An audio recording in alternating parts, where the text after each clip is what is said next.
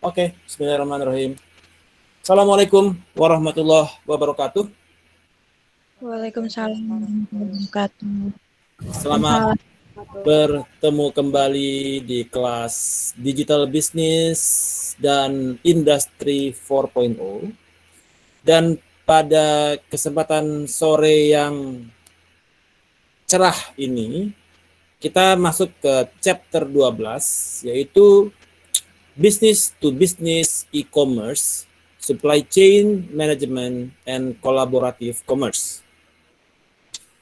So, di dalam chapter ini kita akan berdiskusi dan mengevaluasi perkembangan dari business to business e-commerce, kemudian bagaimana proses procurement dan supply chain terkait dengan business to business e-commerce, dan mengidentifikasi apa yang menjadi tren di dalam supply chain management dan collaborative commerce, memahami tentang karakteristik dan types of net marketplaces, dan memahami objectives dari private industry network in the role in support collaborative commerce. Alright, so di dalam business to business e-commerce ada beberapa hal yang menjadi tren di dalam business to business e-commerce. Antara lain adalah terjadinya social and mobile commerce, ya. Jadi di dalam business to business, sosial dan mobile commerce ini juga menjadi trending di dalam bisnis. Bagaimana social commerce? Semua perusahaan sekarang sudah punya Instagram. Semua perusahaan sekarang sudah punya Facebook. Dan mereka menggunakan social networks di dalam creating intimacy dengan mereka punya customer. Ya, customernya itu bisnis juga. Jadi business to business customer. Kemudian supply chain visibilities. Jadi sekarang terjadi kebutuhan terhadap real time data. Real time itu apa? Real time itu perubahan data yang terjadi itu dapat diakses secara real time. Ya. Jadi seperti kemarin itu perusahaannya Nena, dia bisa mencek secara real time terhadap pergerakan kontainer yang dia kirimkan ke Arab Saudi. Dia bisa melihat sekarang lokasinya di mana nih, ya. Lokasi kapal ada di mana. Dia bisa pantau melalui shipping line, website dari shipping line-nya dia. Jadi dia bisa melihat posisi kapal ada di mana. Dan juga para pembelinya di Arab Saudi, mereka bisa melihat bill of lading sekian itu di kapal dari kapal Mercyland itu kontainernya ada di mana posisinya saat ini dalam perjalanannya menuju ke Arab Saudi. Ya, apakah ada transshipment atau perubahan kapal yang terjadi di pelabuhan Singapura dari Halmahera menuju Singapura, kemudian dia transshipment, pindah kapal, kontainernya dipindahkan kapal lagi ke kapal yang lebih besar untuk menuju ke Arab Saudi. Ya. Butuh real time data. Kemudian terjadi growing emphasis on rapid response dan adaptive supply chains. Jadi tidak hanya sekedar mencari mana supply chain yang paling murah, tetapi mencari supply chain yang paling adaptif. Ya, jadi dia bisa langsung memberikan rekomendasi terhadap stok ratios, misalkan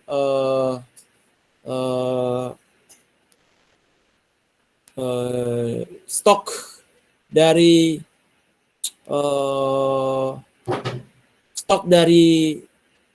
cengkeh yang dimiliki oleh Nena bisa dilihat oleh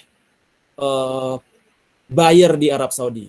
Mereka bisa melihat, oh sekarang lagi ada apa stok pala dan cengkeh di Halmahera di gudangnya Nena sekarang masih sekian. Jadi mereka bisa order. Ya, kebutuhan data itu juga, kebutuhan terhadap data tersebut juga semakin tinggi. Kemudian terjadi major trends di dalam teknologi, di mana big data menjadi global trend saat ini. Semua orang udah nggak mau simpen data di server, nggak mau simpen data di hard disk. Mereka mau simpennya datanya di big data yang ada di cloud. Jadi cloud database, ya, big data on cloud system. Jadi kayak Anda sekarang simpen data di Google Drive, itu udah cloud system, ya, tapi belum big data karena datanya masih kecil. Nah, dia mengkombinasikan antara Hadoop, ya, Hadoop system yang merupakan tempat data itu disimpan dan itu diletakkan di cloud. Ya. Jadi Anda sekarang kalau mau mengakses data itu ada di cloud dan di kombinasi antara kolaborasi antara Hadoop dan cloud yang menghasilkan big data in cloud. Business analytics, bagaimana terjadinya growing emphasis on the use of business analytics, ya. Bagaimana Nena bisa melihat menggunakan data yang dia miliki, dia bisa memprediksi berapa panen yang akan terjadi di Halmahera, berapa produksi cengkeh yang akan terjadi di Halmahera, given kondisi curah hujan, given cuaca, given panas matahari, given kelembapan, Nena bisa memprediksi berapa kira-kira panen di Halmahera. Ya. Given terhadap pupuk, ya, dia dengan business analytics-nya dia bisa memprediksikan berapa panen, ataupun bisa memprediksikan berapa kebutuhan dari masyarakat Arab Saudi terhadap cengkeh dan pala yang dihasilkan dari Halmahera. Menggunakan business analytics. Business analytics, big data analytics, using macam-macam. Jadi saya mengajar juga di sistem informasi untuk mata kuliah Big Data Analytics. Jadi di situ kita bisa menggunakan Big Data Analytics using the clustering model, using logistic binomial model, logistic multinomial model, ya, atau pakai neural network, support vector machine. Kemudian saya ngajar apa lagi ya? Menggunakan RFM, recency frequency monitoring, menggunakan market basket analytics, ya. Jadi itu semua menggunakan big data analytics, ya, merupakan big data analytics. Jadi business analytics yang dilakukan kepada big data, data yang besar, data yang sifatnya miliar, jutaan data yang harus kita analisa. Kemudian juga terjadi tren terhadap mobile platform, ya, mobile platform. Jadi semua sekarang udah mobile, yang tercater ke dalamnya ada CRM, Customer Relationship Management, menggunakan mobile platform. Supply chain management menggunakan mobile platform. Jadi udah nggak pakai layar monitor. Jadi semua ada di genggaman telapak Anda. It is on your palm untuk pergerakan, untuk melakukan email blasting menggunakan MailChimp. Ya, itu di telapak tangan kita. Anda mau bikin campaign terhadap company-company yang menjadi target Anda menggunakan Instagram Ads, itu semua sudah mobile. Jadi terjadi tren di dalam penggunaan mobile platform. Kemudian social networks, ya. Jadi increasing use of social network platform, ya, untuk memperkuat customer and supplier relationship.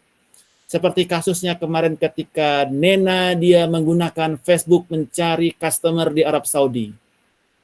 Dia dari Facebook dia cari pages-pages yang komunitas-komunitas yang butuh terhadap produk itu atau komunitas trading company. Kemudian dia membuka pembicaraan dan membuka hubungan untuk berkomunikasi. Siapa tahu ada yang butuh pala atau cengkeh ya. Begitu, Nena? Iya, Pak, betul. Right, cool. Social networks. Kemudian Internet of Things. The number of internet connected sensor. Ya. Yang memberikan input kepada kita ya. Seperti misalkan ketika Anda Nena dia mengkontrol berapa sampai di mana posisi kapal saat ini, itu menggunakan Internet of Things. Jadi alat di kontainer itu mengirimkan data sensor untuk koordinatnya dia ke internet, ke server, ya. Oh, dia posisinya sekarang di koordinat sekian-sekian, lintang utara, lintang selatan, bujur barat, bujur timur, ya. Ketinggian berapa di atas permukaan laut. Nah, seperti Anda mencek keberadaan pacar Anda menggunakan Find Friend, itu menggunakan Internet of Things. Kemudian Nena bisa melihat kelembapan sekarang di kebun berapa, dia pakai sensor di kebun. Berapa curah hujan, dia bisa menaruh sensor di kebun. Wah, kalau curah hujan berat begini, kayaknya panen bakal gagal. Jadi Nena udah bisa membuat prediksi. Kira-kira panen ini bakal tinggi atau bakal rendah atau bakal gagal ini, gagal panen kita mungkin ini tahun ini. Jadi itu data itu menggunakan data sensor. Berapa banyaknya hama wereng? Ya, dia bisa menggunakan drone, kemudian difoto di kebun, mana yang daerah-daerah yang terindikasi terkena penyakit. Ya, oke, kita lihat semuanya ada yang merah nih, kayak ini yang kebun sebelah ini gagal. Itu menggunakan Internet of Things, ya. Berdasarkan warnanya, RBG-nya, ya. Kita bisa melihat. Kemudian predictive analytics tools are increasingly being used to identify the most profitable customer. Jadi Nena dia bisa memprediksi menggunakan predictive model, bisa menggunakan multilinear regression, bisa menggunakan binomial logistic regression. Ya, nanti ketika Anda bikin skripsi, ya bakal ngerjain itu semua menggunakan multilinear regression, binomial logistic regression, multinomial logistic regression, ya. Kalau Anda pakai skala Likert, pakai multinomial logistic regression, pakai semantic differential, pakainya multilinear regression, pakai dua klasifikasi, pakai binomial logistic regression. Jadi bagaimana Nena memprediksi kepada, oh ini perusahaan bakal order lagi nih dalam bulan depan. Ini perusahaan bakal order lagi 3 bulan lagi. Oh, kebun yang ini bakal produksinya bakal hancur dan lain sebagainya. Itu menggunakan predictive analytics. Jadi ini menjadi major trend secara teknologi. Ya. Dan dalam pengambilan keputusan, Nena perlu melakukan analisa secara predictive analytics. Jadi kita harus melakukan penelitian baru pengambilan keputusan. Bukan ngambil keputusan yang penting kerja. Salah ya. Jadi pikir dulu baru kerja. Jangan kerja dulu baru pikir. Akibatnya nggak bisa bayar utang kita kan. Akibatnya kita kehabisan oksigen sekarang. Akibatnya kita tumbang secara ekonomi. Jadi pikir dulu baru kerja. Pikir dulu baru ambil keputusan. Jangan dilihat, udah kerja dulu, hasilnya kita lihat nanti. No. Ya. Sebagai seorang, kalian semua sebagai akademisi harus bisa berpikir dulu, melakukan penelitian dulu, melakukan regresi dulu, baru dilihat hasil regresinya bicara apa, baru mengambil keputusan. Araso?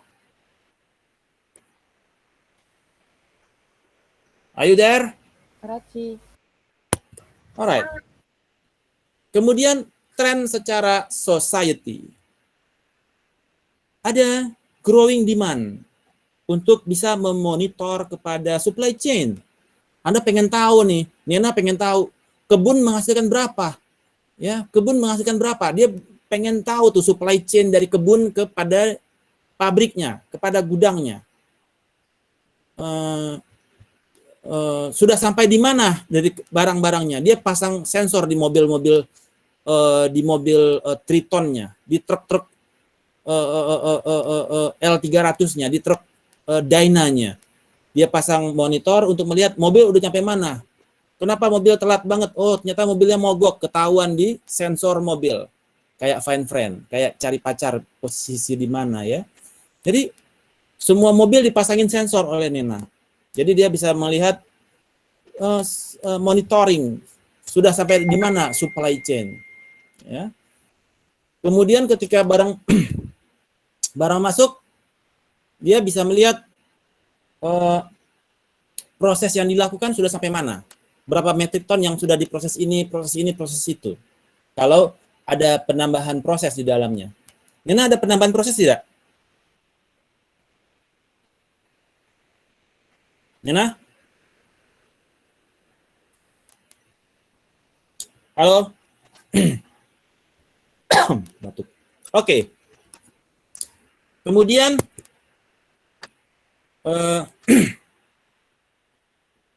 sebentar. Di dalam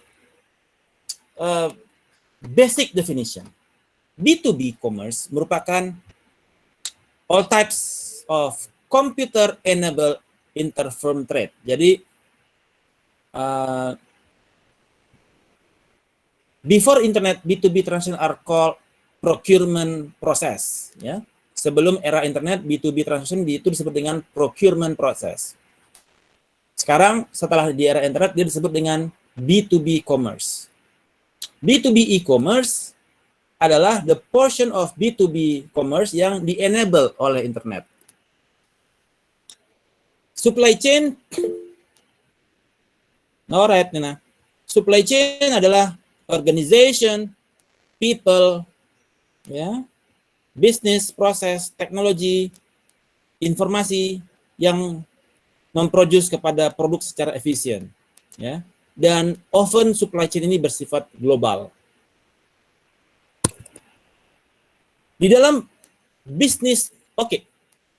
Kalau ada yang ingin bertanya langsung intercept saya ya. Jadi saya kalau kalau ada yang tanya langsung tanya aja, ya. Stop me. Kalau ada yang nggak ngerti tanyakan langsung. The evolution yang dari B2B commerce, ya.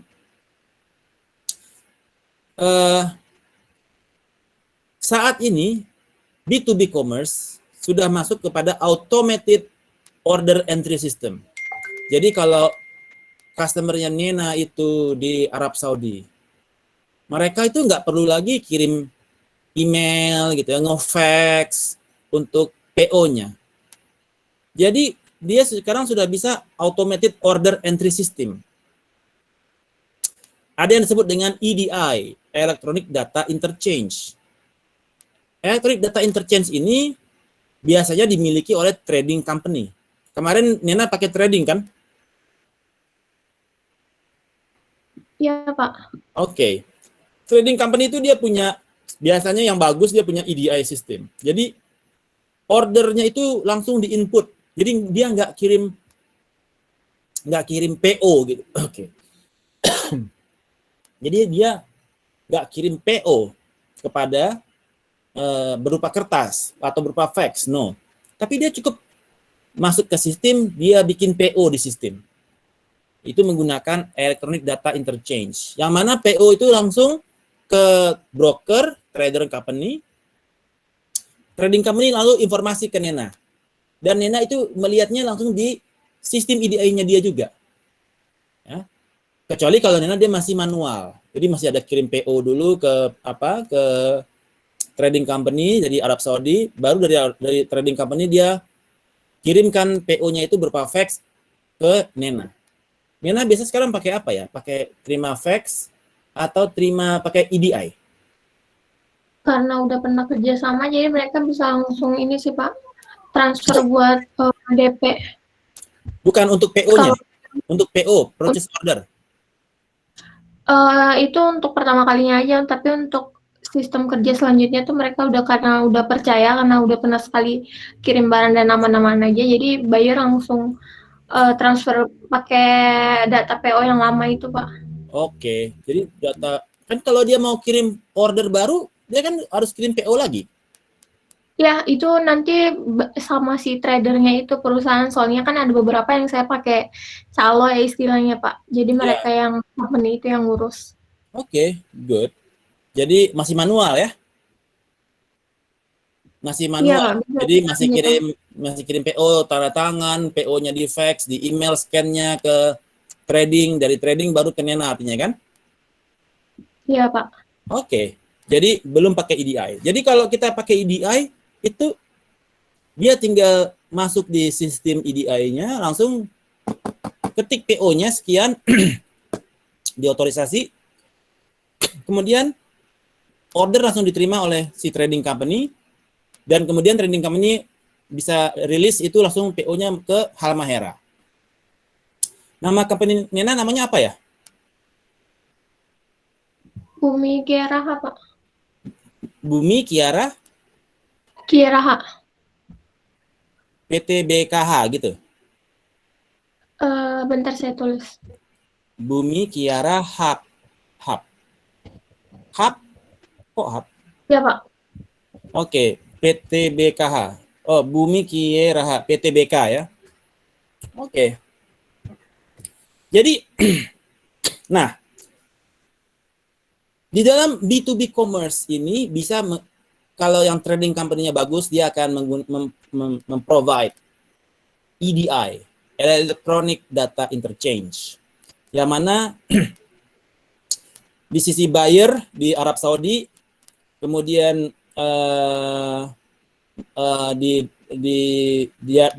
di Nena adalah hub sebagai penyedia. Jadi ada dari buyer dan ke hub. Dan ini serve kepada vertical market. Jadi dari sisi si buyer bisa koneksi ke si maker, produser, ya, produsen. Nah, saat ini evolusi dari B2B juga kemarin sudah dibuat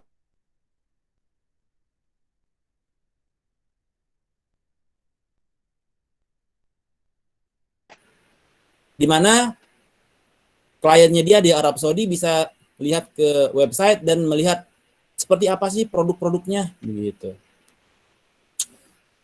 Dan ada yang disebut dengan net marketplace. Jadi net marketplace itu adalah, saya lupa lagi, sebentar. Net marketplace tadi soalnya apa tadi di net marketplace, jawabannya apa? Ada ingat apa yang dimaksud dengan net marketplace? Lupa ya? Net marketplace.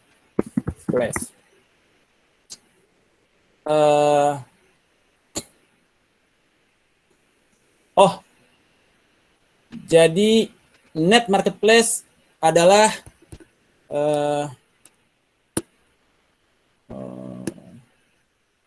platform penjualan online ya. Sorry, bukan. Exchange or hubs, it bring thousands of. Jadi ketika kita ada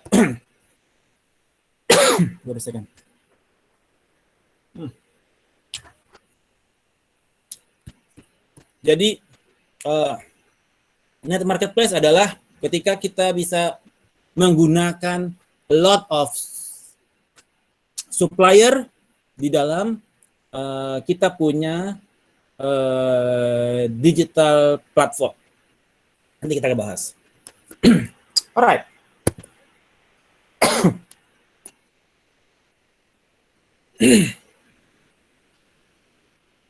Okay, wait a second. Bentar.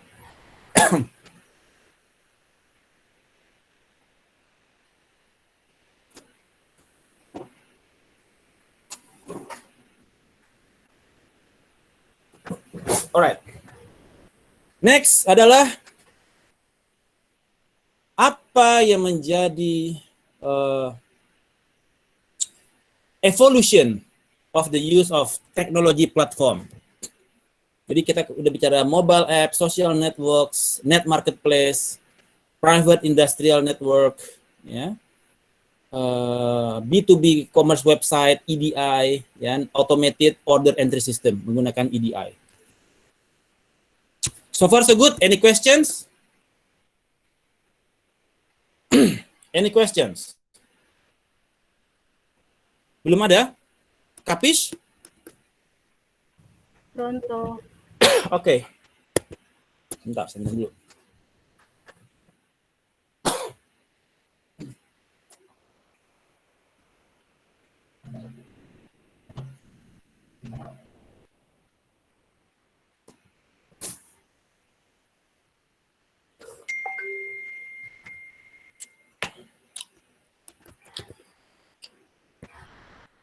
Alright.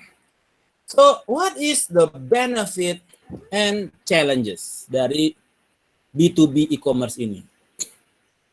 Jadi, B2B e-commerce ini adalah seperti yang tadi. Jadi, dari Arab Saudi dia bisa order secara online ke Nena. Nena kemudian bisa mengirimkan invoice, packing list, bill of lading, dan mengirimkan dokumennya secara online menggunakan EDI. Ya. Jadi keuntungannya apa? Terjadi lower administrative cost. Biasanya biaya administrasi itu ada biaya fax, gitu ya. Ada biaya pengiriman dokumen. No, sekarang udah online. Kemudian lower search cost for buyer. Karena udah ada websites, ya. Jadi dia nggak perlu kunjungan ke pabrik, ya. Kemudian reduce inventory cost. Yes. Jadi dengan adanya B2B e-commerce, dia sudah bisa melihat berapa sekarang stok di gudangnya Nena. Dia bisa order berapa ton, gitu ya. Dia bisa apa? Jadi nggak perlu order buat setahun, ya. Inventory rasionya 12.0 gitu ya, 12 bulan. No. Dia bisa order berapa bulan shipment dari Indonesia ke Arab Saudi. Oh, 1 bulan. Oke. Artinya dia jaga stok 1 bulan. Tiap bulan dia order ke Nena. Supaya dia punya gudang nggak terlalu gede. Dia gudangnya kecil aja. Buat 1 bulan stok. 1 kontainer cukup. 1 kontainer masuk. Jadi dia cukup nyimpan, siapin gudang buat 1 kontainer. Kalau dia buat 12 bulan stoknya, artinya dia sekali order 12 kontainer. Nah, kan dia harus punya gudang yang besar untuk menyimpan inventory.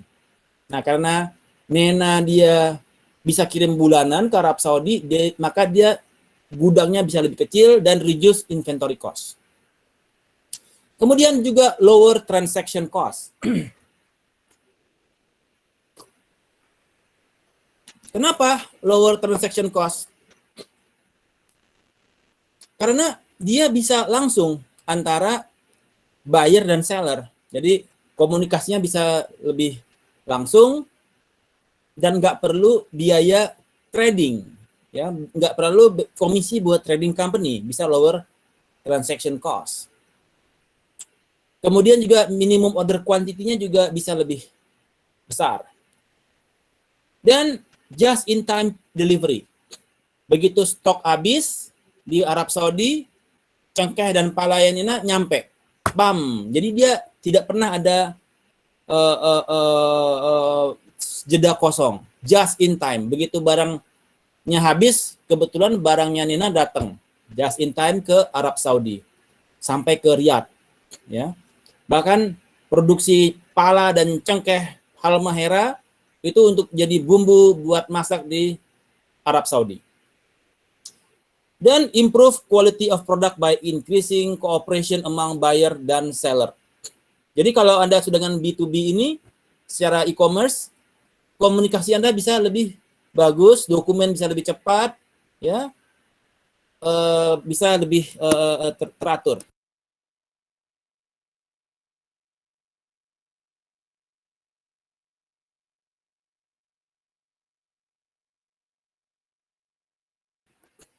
Alright. Any questions?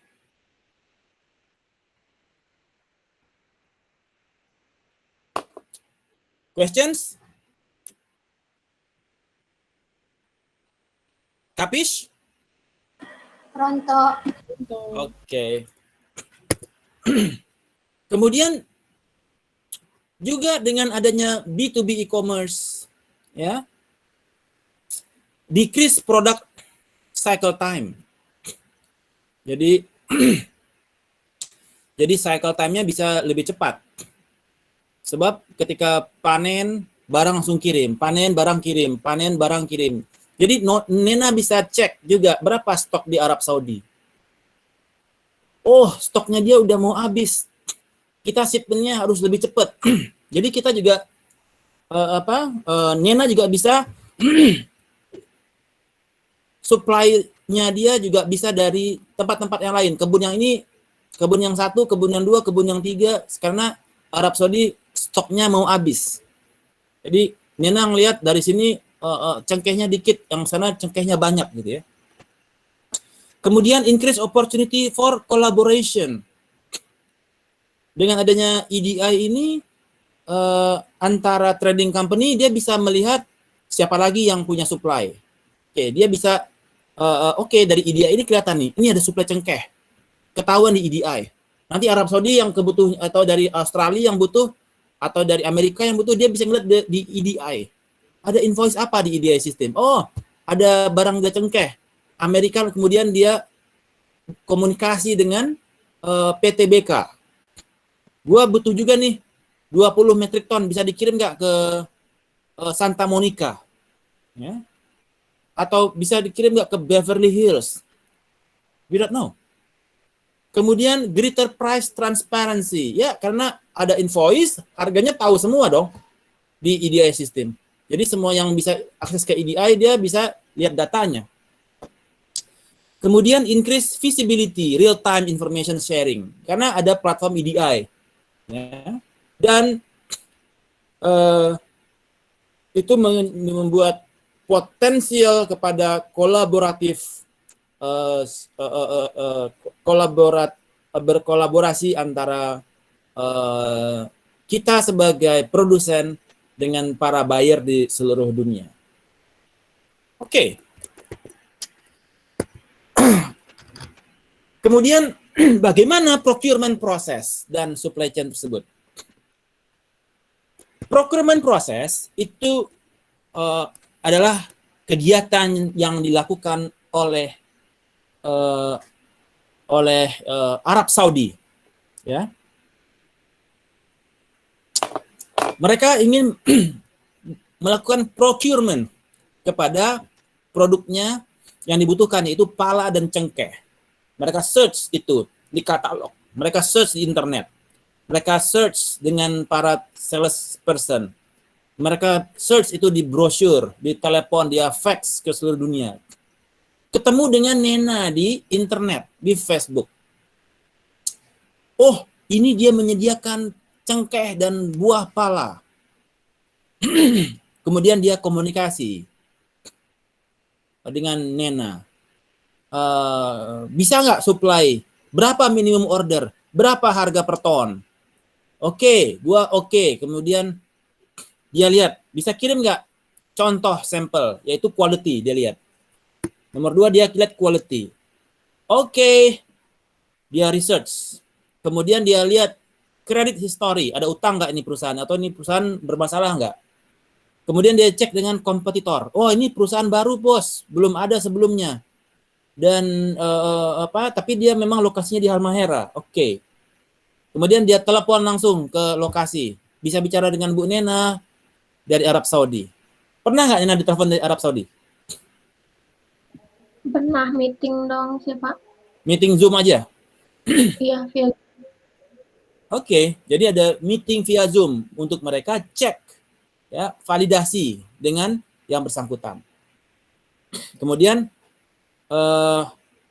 Melikale oke, barangnya oke, sampelnya oke, diskusi oke, set. Kemudian mereka mulai negosiasi. Berapa harganya Nena?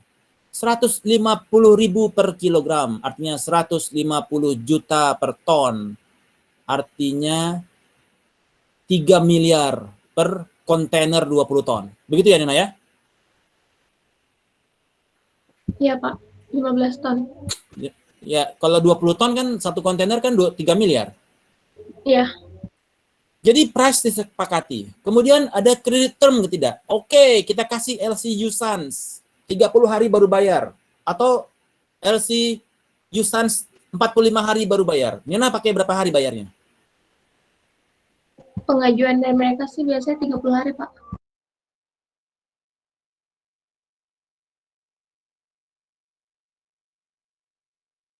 Kemudian siapa yang menjadi issuing banknya di Arab Saudi pakai Bank of Riyadh atau bank apa dia pakai? Nena? Ya, itu sih bagian keuangan sih Pak, saya nggak terlalu ini. Tetap harus tahu Nena, ya. Iya, bentar bisa Oke, cek itu bank issuing banknya pakai apa. Dan advising banknya kan BCA ya. Advising bank adalah bank yang menerima LC di Indonesia kan Bank BCA. Iya Pak BCA. Kemudian negosiasi kepada timing. Berapa hari shipment dari Indonesia ke Arab Saudi Nena? Kalau dari dia sih ngasih waktu 3 bulan ya Pak. Itu udah include dari Halmahera ke Jakarta. Bukan. Dari shipment dari Halmahera sampai ke Arab Saudi berapa hari? Pengirimannya itu sekitar 2 minggu sih Pak kalau pakai kapal yang apa tuh? Itu dari Surabaya ya. Cuman ntar di transit lagi ke. Oke, ada transshipment di Surabaya artinya. Ya. Jadi dari Halmahera ke Surabaya, dari Surabaya ke Singapura, dari Singapura ke Arab Saudi. Total berapa hari? Total itu berapa ya? Harus tahu Nena, harus tahu. Ya. Kamu harus tahu ujung sampai ujung. Oke? Jadi berapa hari shipment yang dibutuhkan? Karena dari Arab Saudi harus pikir, gua harus jaga stok berapa hari nih. Saya harus jaga inventory rasio saya berapa hari, berapa bulan. Untuk sampai barang sampai ke Arab Saudi. Alright.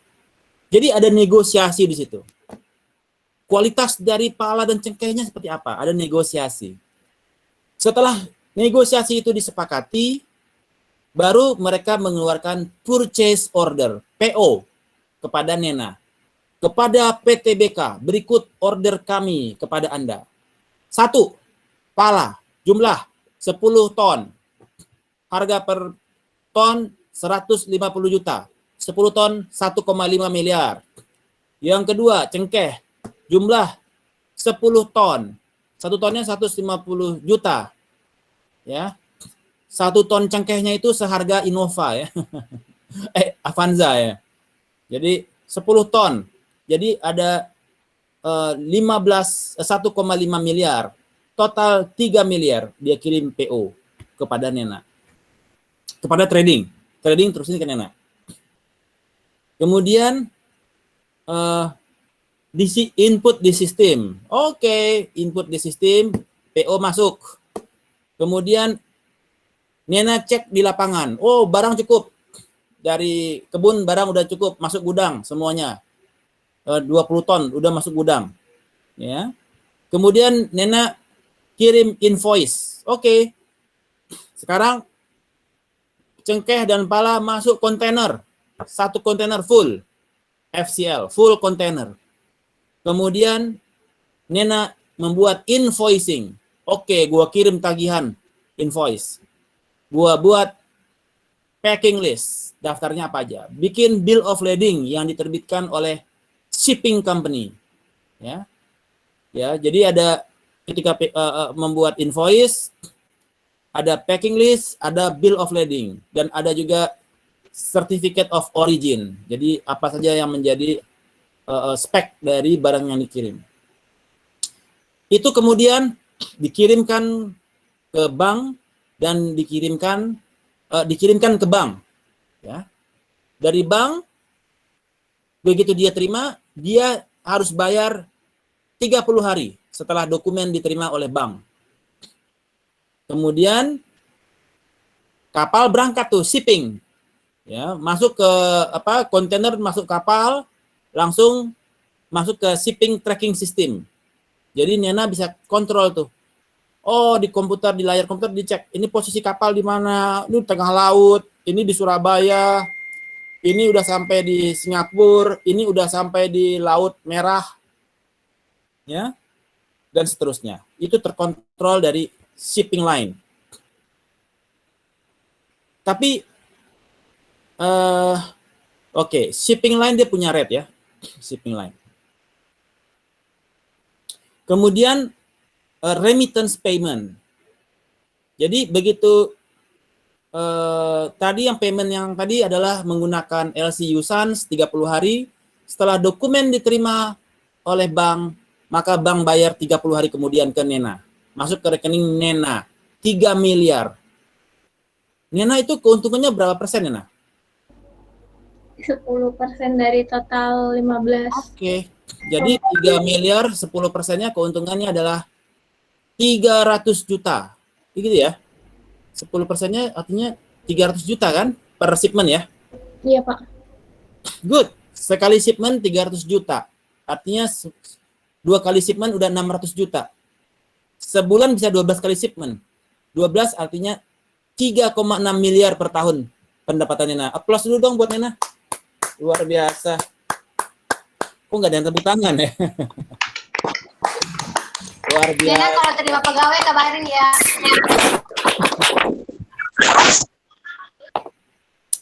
Per bulan pendapatan 300 juta, tapi itu buat bayar pegawai, ya kan Nena ya? Bayar listrik. Iya, Pak. Iya, Yang 100 kok, Pak. Bayar uang kontrakan kantor gitu ya. Iya. Good. Berapa untuk operasional 1 bulan? Operasional untuk mobil dari itu kan kita yang nanggung juga. Jadi tiap pengiriman tuh sebulan sekitar 40 sampai 50 jutaan. Untuk termasuk gaji pegawai itu? Iya, udah yang sama buruh dan pengiriman kapal dari Oke. Hamed ke Ternate. Good. Jadi bersih 250 juta dong. Net income perusahaan. Belum dibagi sama tim, Pak. Kok bagi tim lagi? Tim yang mana? Oh, tim trader. Enggak, tim saya kan ada beberapa yang bagian cek supply dari Hamahera. Kan itu kan terima gaji mereka. Iya, Oh. kita ada tim bukan Bagi hasil. Iya, bagi hasil. Oh, modalnya juga bagi hasil. Iya, betul. Ini modal bersama. Modalnya sih nggak bersama, Pak. Cuman aku punya tim, jadi mereka yang ngekontrol dari website, terus dari ada yang bagian finansial dan lain-lain itu bagi tim dari situ. Cuman ya persenannya tetap dari saya gedenya gitu. Oke. Alright. Good. Ya, jadi kebayang ya teman-teman semua ya proses kita. Jadi begitu barang sampai di Arab Saudi, kemudian mereka kontainernya diangkat pakai freight forwarder, dibawa ke pabrik, kemudian dia bikin itu by sachet, by kemasan segala macam, dari cangkeh palanya. Aduh, Galih, noise, Galih. Aduh, tolong dibantu tuh Galih di noise, di mute. Oke. Jadi sampai di Arab Saudi itu di shipping yardnya kontainernya dibawa ke pabrik, kemudian diproses lah pala dan cengkehnya untuk jadi apa gitu ya, jadi sase, jadi kecil-kecil gitu, apa ya, untuk mereka kemudian jual, dan mereka sebagai wholesaler. Nah, di Arab Saudi dia kirim berupa labeling kepada mereka punya brand, ya, jadi brandnya, kemudian mereka taruh itu di supermarket, palanya di bagian bumbu-bumbu, dan dia si pembeli itu dia menjual kembali berupa ketengan kepada konsumen di Arab Saudi. Bahkan dia bisa ekspor bisa kirim ke seluruh jazirah Arab. Dia punya, jadi cengkeh Nena itu sampai ke Ethiopia, sampai kemana-mana, ya, dan dikemas oleh pembeli yang di Arab Saudi. Jadi, so this is the process, procurement process yang terjadi dari Halmahera sampai ke Arab Saudi. So far so good? Kapish? Ada yang ingin ditanyakan? Dalam proses procurement ini? Sejauh ini belum, Pak. Oke. Right. Kemudian type of procurement. Ya.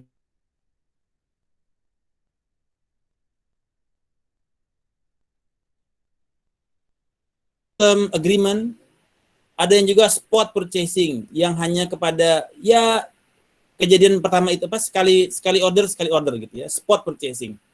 Kalau contract purchasing dia long term written agreement. Ya. Kalau Nena pakai yang kontrak apa yang spot? Kontrak berjalan, Pak. Oh, jadi regular nih ordernya. Iya, Pak. Sekali berapa bulan dia order? Sebulan sekali sih, Pak. Waduh. 300 juta Nena sekali sebulan kali 12 3,6 miliar pendapat Nena sedalam setahun 3,6 miliar. Dalam setahun udah kayak Juragan 99 dong Nena habis ini. Amin aja, Pak. Luar biasa. Oke, good. Kemudian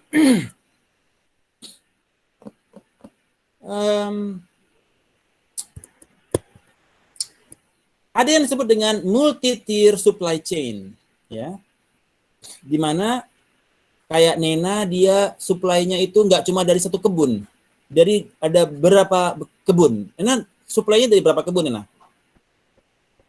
Untuk Pak apa dulu Pak? Kalau pala saya ada 3 ngekip 3 petani yang kebun. Terus kalau untuk kopra itu baru 2, yang lainnya masih ngumpul dari pengepul Pak. Cengkeh pun pengepul? Iya masih pengepul Pak. Wow, oke. Nah, jadi ketika kita kalau pembeli ada dari Arab Saudi itu, Nena tahu nggak dia kemana aja dia kirim barang? Yang itu sih saya kurang tahu sih Pak. Oke. Jadi di dalam multi-tier supply chain, kita bisa supply chain, bisa forecast kepada supply chain kita. Yang kopra, yang ini, yang pala, yang cengkeh, ya. Challenge-nya adalah bagaimana kita supply chain visibilities, melihat seberapa besar stoknya mereka. Mereka menginformasikan tidak stok mereka berapa, Nena? Mereka cuma ngomong aja sih kalau update barang di gudang tuh udah kekumpul berapa, soalnya di quantity di pabrik mereka udah sisa segini. Cuma ngomong kayak gitu aja, tapi untuk spesifikasi tinggal berapanya nggak dikasih tahu sama kita. Oke, good. Jadi mereka informasikan ya, mereka sudah stoknya udah berapa kekumpul ya? Iya Pak, cuma ditanya. Itu menunjukkan supply chain visibility, seberapa besar. Nah itu menjadi challenge juga. Apakah betul mereka stoknya sekian gitu ya? Apa buktinya? Kemudian demand forecasting. Kira-kira ada forecast yang sekarang kalau dari sana aja buat Arab Saudi mungkin cukup ya. Tapi kalau ternyata ada order dari Australia, cukup nggak tuh kebunnya? Nah? Kuantitinya sih mereka mintanya sampai 100 ton Pak. Cuman kita kan belum memadai ya dari segi gudang dan lain-lain. Jadi belum bisa kita ini sih Pak. Belum cukup kalau untuk kuantiti besar dalam jumlah besar. Oke. Jadi demand forecasting ini juga Nena perlu pikir kira-kira demand bakal naik nggak nih ya? Bisa saja ada kompetitor sebelah yang bangkrut akhirnya pindah ke kita, atau ada kebutuhan yang sangat tinggi di benua yang lain mereka kemudian outsource ke kita. Ada kemungkinan peningkatan demand. Seberapa jauh kekuatan supplier untuk mengentertain kepada demand tersebut, ya? Sanggup nggak mereka 5 kontainer sebulan? Ya, itu jadi challenge untuk melakukan forecast kepada demand. Kemudian production scheduling. Ketika order datang dari Australia, order datang, itu kan kita harus lihat capacity dari kebun. Ada berapa kebun luasnya. Kalau misalkan mereka kebunnya nggak cukup, kita harus pikir dari pulau yang lain kan. Bisa dari pulau dari Bau-Bau, dari Sulawesi Selatan, dari yang mana yang lain gitu. Untuk production scheduling. Karena kita harus pikir, Nena jangan pikir cuma cukup dari Halmahera. Juga kalau terjadi peningkatan demand, kita harus ada juga supply kita dari wilayah lain. Kebayang, Nena? Iya, Pak. Dan kemudian order management. Ya, bagaimana kita order ke mereka? Kita harus jaga stok juga. Jadi jangan sampai begitu ada order, stok Anda kosong. Jadi stok 20 ton harus dijaga, Nena. Stok 20 ton itu dijaga. Karena nanti begitu ada order, barang bisa langsung kirim kan? Bukan menunggu barang kalau ada dua alternatif. Begitu di order, baru Nena order barang ke petani, atau Nena jaga stok 20 ton. Kemudian begitu barang dikirim, Nena langsung nyetok lagi 20 ton. Nena sekarang menggunakan yang mana? Saya by PO, Pak. Jadi kalau ada orderan baru pesan ke petani. Soalnya kan kalau pesan ke petani harus langsung cash ya. Sedangkan kita modalnya juga nggak banyak gitu. 3 miliar itu, jadi modalnya berapa, Nena, kalau 3 miliar invoice? Biasanya sih kalau bayar itu mereka cuma ngasih 30% dari total biaya orderan. Jadi kalau ambil ke petani 15 ton itu kita modalnya belum ada gitu, Pak, kalau untuk di-ready-in di gudang. Oke, jadi minimal kalau 15 ton itu 90% ya. 90. Jadi sekitar 2 M harus siap tuh ya, cash ya. Iya, Pak. 2 miliar. Jadi ordernya itu begitu ada PO langsung baru kumpulin barang ya. Bukan nyetok artinya ya. Iya, ready barangnya. Jadi jaga stok kita kosong terus ya. Kita nggak punya gudang artinya ya. Iya kan? Barang kita 0 kan? Iya, Pak, 0. Cuman kalau di gudang paling adanya cuma 1-2 ton aja. Ya, untuk barang ketengan lah ya. Iya. Oke. Kemudian logistik manajemen. Bagaimana pengiriman barang dari kebun ke pabrik ya? Kan nggak mungkin kontainernya dibawa ke kebun kan? Kontainer kan pasti di kantor kan? Iya, ke warehouse, Pak.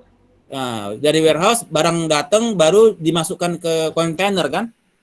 Iya. Nah, bagaimana itu barang dijaga agar di kontainer barang nggak rusak?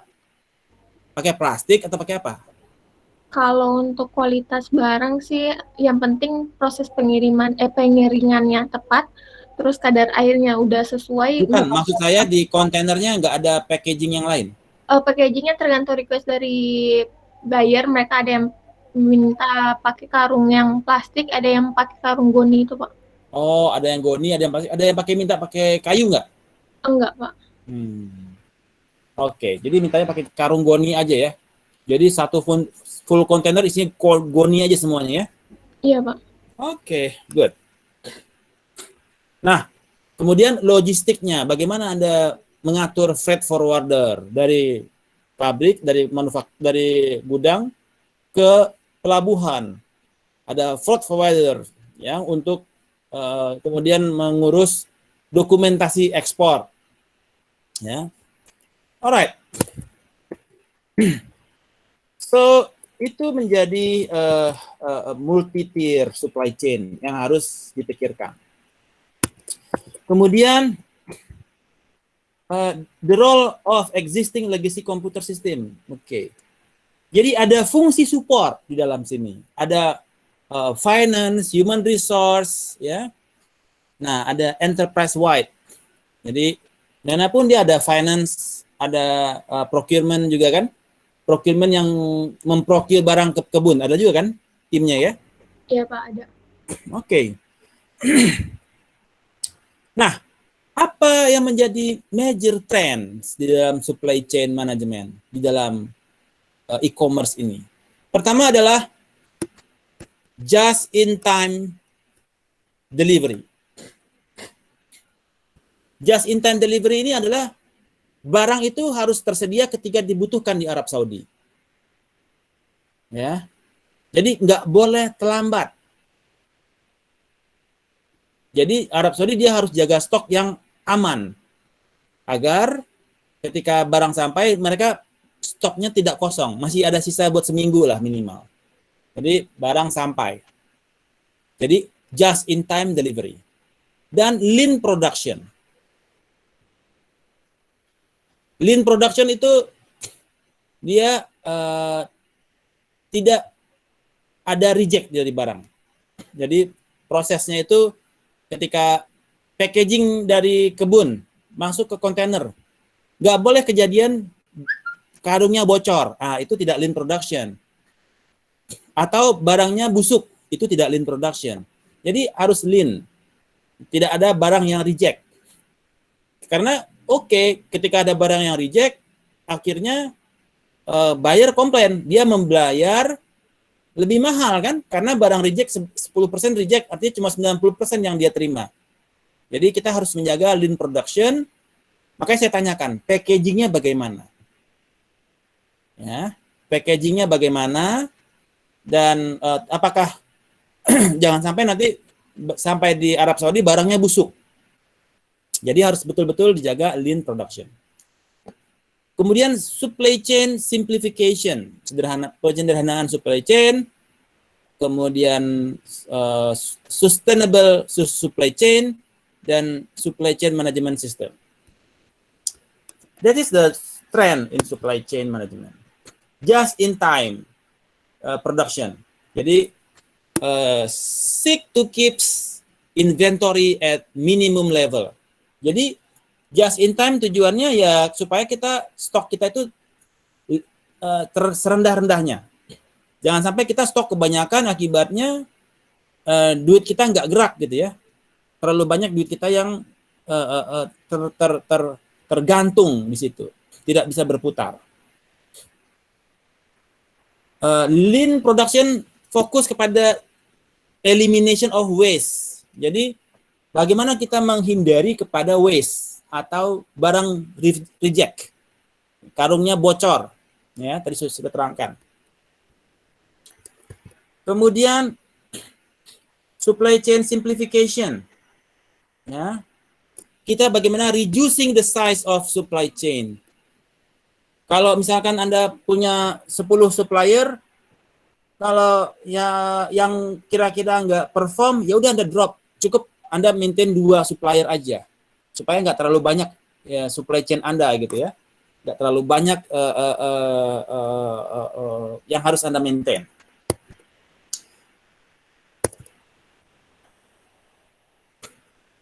Right. EDI, ya, Electronic Data Interchange, yang tadi kita sudah bahas, ya. Bagaimana customer bisa order ke Nena by sistem EDI, Nena kirimkan invoice juga by EDI, kemudian Nena kirimkan bill of lading by EDI, semua by EDI. Ya, jadi itu manfaat dari Electronic Data Interchange. Dan sekarang semua itu sudah bisa melalui mobile, ya, di mana semua bisa diakses melalui mobile device. Bahkan juga B2B ini sekarang sudah menggunakan cloud, jadi file storage-nya udah nggak di handphone lagi karena terbatas. Jadi datanya itu di cloud.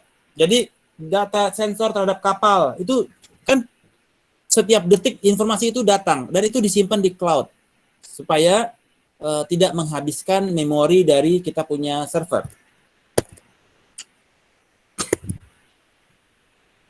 Nah, supply chain management system, bagaimana dari customer ketika dia melakukan ordernya bisa lewat website atau mobile apps, kemudian dia input di order entry system, kemudian financial system, kita bicara langsung LCU Sans, warehouse kita, kemudian dari warehouse barang udah datang, di deliver menggunakan forwarder, dan production dicukupkan, kemudian di shipment ke Arab Saudi. So this is the flow of supply chain management system.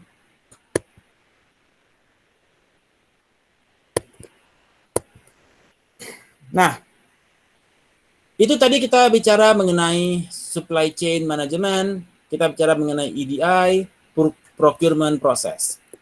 Sekarang kita masuk kepada topik collaborative commerce.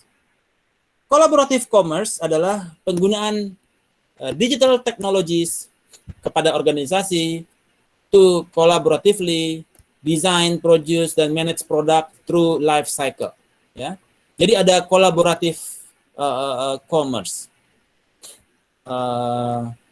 Misalkan antara Nena, PTBK, dan pabrik atau perkebunannya, ada collaborative commerce di sana, di mana informasi terkait jumlah cengkeh yang masuk, tanda terima itu dikirimkan juga ke Nena.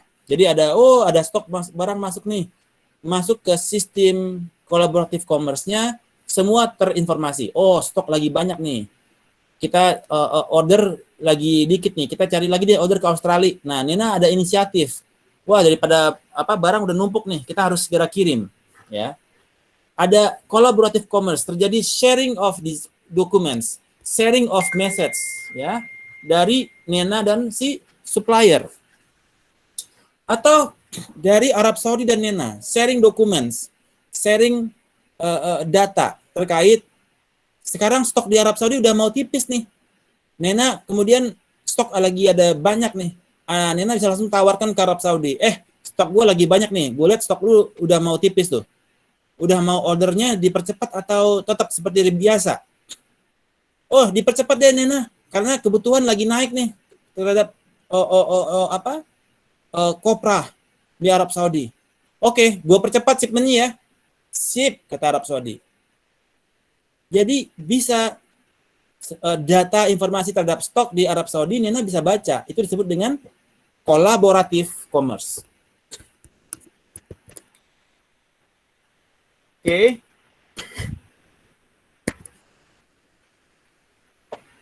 Kemudian B2B marketing. B2B marketing adalah relationship between supplier dan buyer. Jadi kita bisa melakukan predictive analytics terhadap kebutuhan Arab Saudi.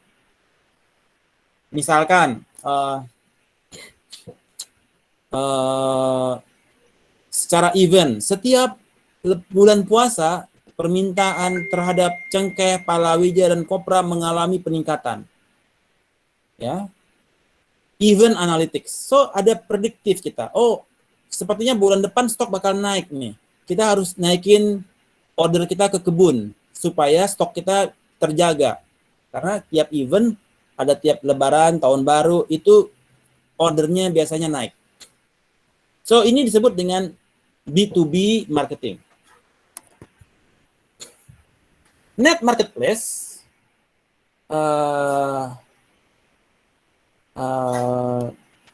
merupakan ways to classify net marketplace berupa pricing mechanism, ownership berdasarkan business functionality, industri konsorsia. Oke. Jadi di dalam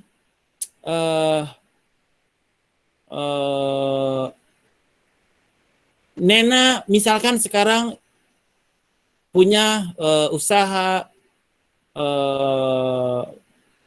pala, cengkeh, kopra, tapi nggak ada kopi gitu ya, nggak ada kopi. Sementara ada kompetitor yang dia usahanya kopi, kemudian teh dan gula. Ketika ada order dari Arab Saudi, Nena, saya pesan cengkeh dan kopi. Maka terbentuklah industri konsorsia. Oke, gua siapin cengkeh, Nena ke toko sebelah nih, ke PT sebelah. lu siapin kopinya ya. Jadi kita shipment satu tapi pakai 2 company yang support. Terjadi kolaborasi antara Nena, PT BK dan PT AB, PT XYZ. Di mana kopinya kopi PT XYZ, Nenanya yang cengkeh. Kemudian dikirim ke Arab Saudi. Semua atas nama Nena, ya. Semua atas nama Nena. Tetapi ada company lain yang juga taruh barang di sana, ya, sesuai kontrak antara Nena dan PT XYZ tersebut. Itu disebut dengan net marketplace.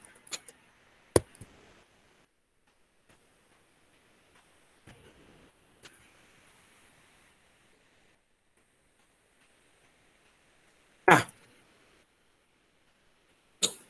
di dalam B2B ada juga yang disebut dengan e-distributor, di mana distributor ini dia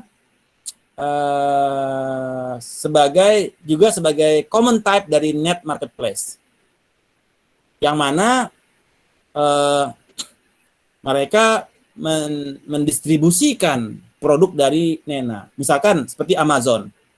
Amazon merupakan e-distributor. Jadi Nena bisa taruh barang di Amazon.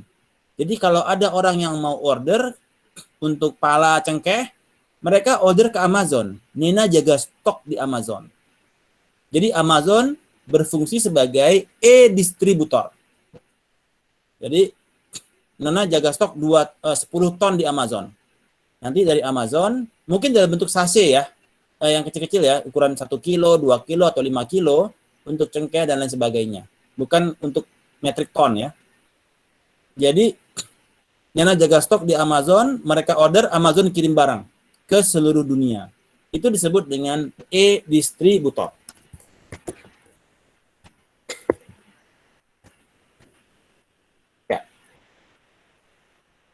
Industri konsorsia. Jadi ada industri on vertical market yang sifatnya terjadi kolaborasi antara interindustri.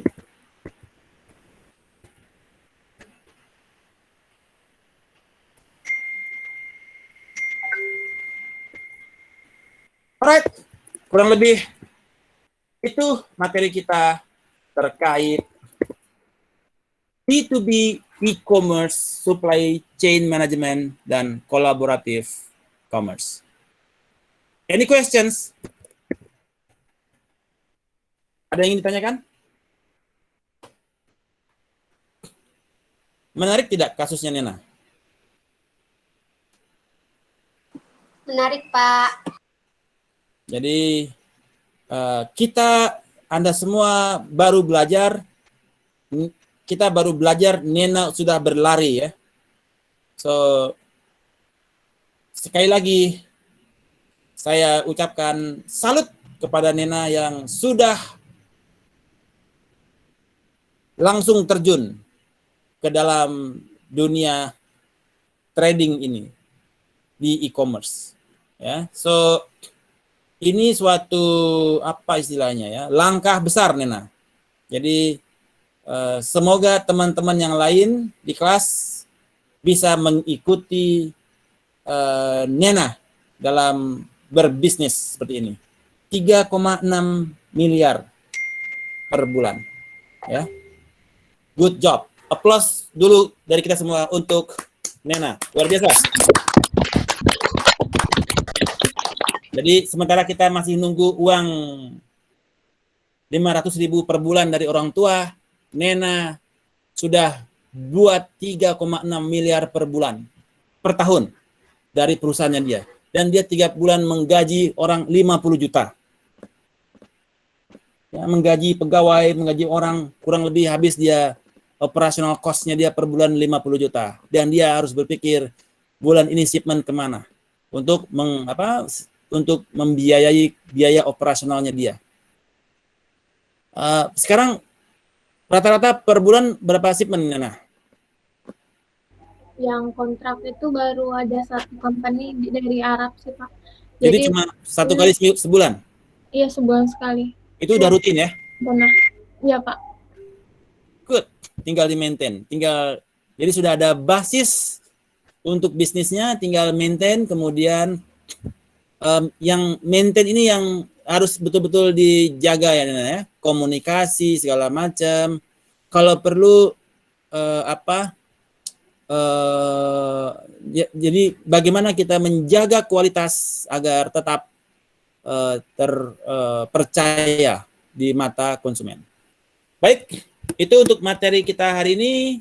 Kemudian selanjutnya adalah presentasi kasus, presentasi assignment berikutnya dari kelompok selanjutnya.